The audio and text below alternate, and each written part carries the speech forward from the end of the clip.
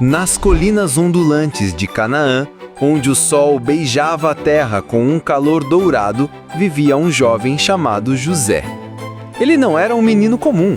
Seus olhos brilhavam com a luz das estrelas, e seus sonhos eram mais vívidos que o céu da manhã. José era o 11º filho de Jacó, era o filho do coração, o mais amado. Para celebrar este amor, Jacó presenteou José com algo verdadeiramente magnífico, uma túnica. Mas não era uma túnica qualquer de lã áspera, uma túnica de muitas cores. O Midrash, a antiga sabedoria dos nossos sábios, nos conta que esta não era uma peça de vestuário comum. Cada fio era tingido com a cor de uma flor rara do deserto.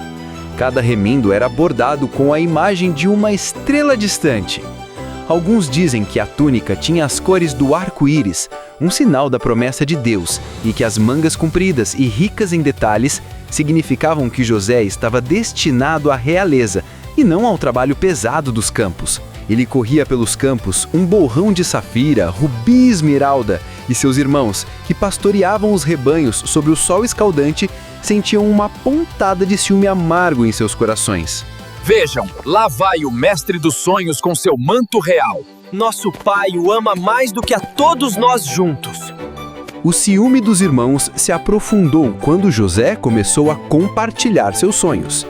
Certa manhã, com os olhos ainda brilhando do mundo noturno, ele lhes disse: "Ouçam este sonho que tive. Estávamos todos no campo, amarrando feixes de trigo. De repente, meu feixe se levantou e ficou em pé, enquanto seus feixes se reuniram ao redor e se curvaram diante do meu. Seus irmãos zombaram, suas vozes pingando sarcasmo. Então você reinará sobre nós? Você será nosso rei?" Pouco depois, José teve outro sonho ainda mais grandioso. "Escutem", disse ele, com uma inocência que não percebia a tempestade que se formava. "Tive outro sonho. Desta vez, o sol, a lua e 11 estrelas se curvavam diante de mim. Desta vez, até Jacó, seu pai, franziu a testa. Sua mãe, eu e seus irmãos viremos a nos curvar diante de você?" O Midrash nos ensina que os sonhos de José eram mais do que meras fantasias noturnas. Eram profecias, vislumbres do plano divino que se desenrolava. A oportunidade para a vingança dos irmãos chegou em um dia fatídico. Jacó enviou José para verificar o bem-estar de seus irmãos, que pastoreavam os rebanhos perto de Dotã. De longe, eles viram a túnica colorida se aproximando, um alvo vibrante contra a paisagem monótona. "Aí vem o sonhador", disse Judá, o mais ponderado entre eles. O plano inicial, sussurrado pelos mais raivosos, era matá-lo. Mas Rúben, o primogênito, sentindo um pingo de responsabilidade, sugeriu: "Vamos colocá-lo naquele poço vazio. Não toquem nele." Ele planejava secretamente voltar mais tarde e resgatar o irmão. Com os corações endurecidos, eles arrancaram a túnica de José, ignorando seus gritos e súplicas, o lançaram na escuridão fria de um poço seco.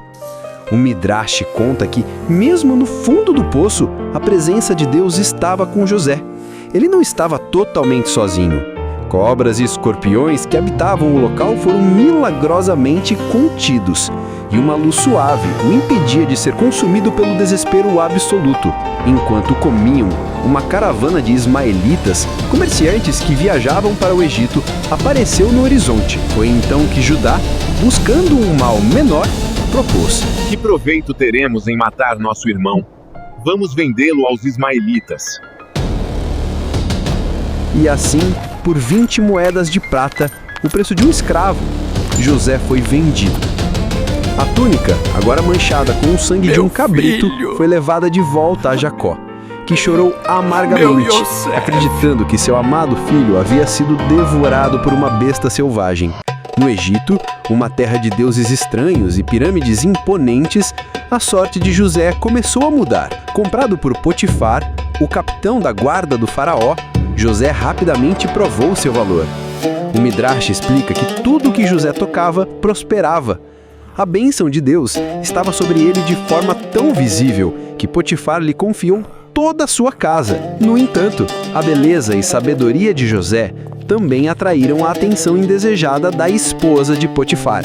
Quando ele recusou suas investidas, fiel a Deus e a seu mestre, ela a acusou falsamente de um crime que ele não cometeu. Novamente, José foi lançado na escuridão, desta vez em uma prisão real. Mas mesmo na prisão, a luz de José não podia ser ofuscada. Hashem, mesmo aqui, eu confio em ti.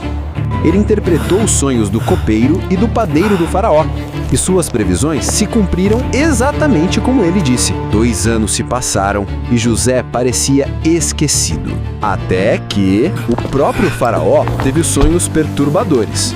7 vacas gordas sendo devoradas por 7 vacas magras e 7 espigas de grãos cheias sendo engolidas por 7 espigas secas.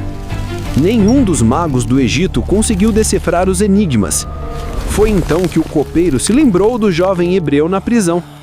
Trazido perante o faraó, José, com humildade, declarou: "Não está em mim, é Deus quem dará ao faraó uma resposta de paz."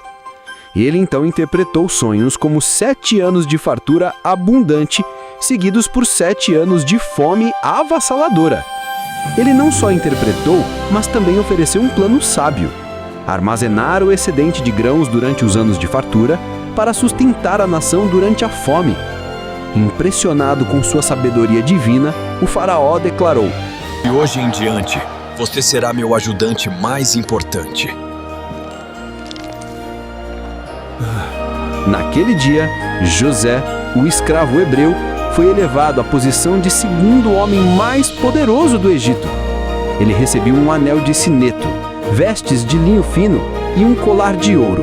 Os anos se passaram e a fome predita por José se abateu sobre toda a região, inclusive na terra de Canaã. Jacó, ouvindo que havia grãos no Egito, enviou seus 10 filhos mais velhos para comprar comida. E assim, os irmãos que uma vez se curvaram em zombaria, agora se curvavam em súplica diante do governador do Egito, sem reconhecerem o seu próprio irmão. José os reconheceu imediatamente, mas manteve sua identidade em segredo. Antes de continuar, deixa o like e se inscreva no canal. Ele os testou, acusando-os de serem espiões, forçando-os a trazer seu irmão mais novo, Benjamim, para provar sua inocência. O Midrash descreve a angústia de José ao ver seus irmãos, a luta interna entre a pena do passado e o desejo de reconciliação. Quando finalmente se revelou: Sou eu. Sou Yosef, o irmão de vocês. Não fiquem tristes. Não foi culpa de vocês. Foi um plano de Deus para salvar nossa família. O poço, a escravidão, a prisão, tudo fazia parte de um plano maior para salvar sua família e, através dela, o futuro povo de Israel. José perdoou seus irmãos completamente. Não fiquem tristes. Não foi culpa de vocês. Foi um plano de Deus para salvar nossa família. A túnica colorida, símbolo do amor e do destino, havia sido rasgada e manchada, mas o homem que a usava fora tecido em um líder de sabedoria, força e, acima de tudo, perdão. A saga de José nos ensina que mesmo nos poços mais darkos, os sonhos podem florescer e que o perdão tem o poder de transformar a dor do passado na promessa de um futuro brilhante.